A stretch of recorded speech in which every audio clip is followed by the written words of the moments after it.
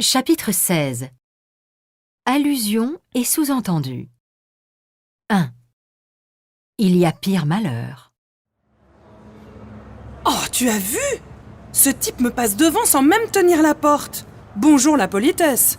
Sois un peu indulgente, il n'est plus de la première jeunesse. À mon avis, il n'y voit pas grand-chose.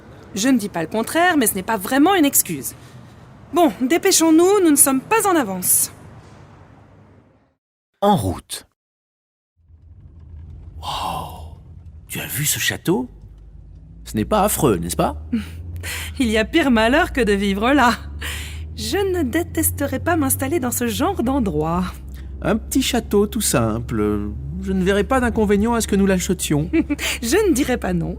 Inutile de préciser que nous sommes déjà milliardaires. 2. Plutôt mourir.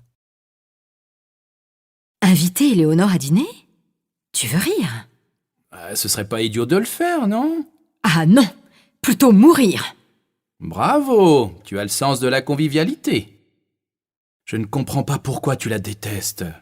Elle n'est pas sans intelligence, tout de même. Peut-être, mais si elle vient, ce sera l'horreur, je le sais. D'ailleurs, Eustache, pour ne pas le nommer, ne peut pas la voir en peinture. 3. Tu vois ce que je veux dire?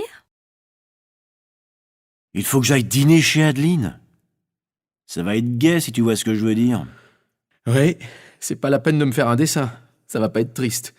Toute la soirée, il y aura des allusions perfides à ton divorce et des questions difficiles à esquiver. Adeline va encore insinuer qu'après tout, si Fanny m'a quitté, je l'ai bien mérité. En plus, elle va essayer de me faire dire si j'ai quelqu'un d'autre dans ma vie. Ah, je vois le tableau. Tu comptes refaire ta vie? Il va falloir que tu prennes la tangente, que tu éludes. Ouais, mais Adeline parle toujours par sous-entendu.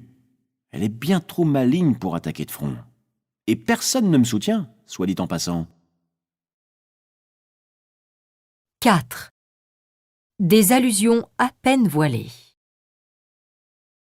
Fabrice m'a laissé entendre qu'il avait rencontré quelqu'un, sans toutefois l'exprimer clairement. Il l'a fait à mots couverts, comme d'habitude. Impossible de vraiment lui tirer les vers du nez. Il n'a pas fait allusion à son divorce, même à demi-mot? Si, bien sûr, mais de manière très détournée. Tout est toujours très allusif chez lui. Il faut lire entre les lignes.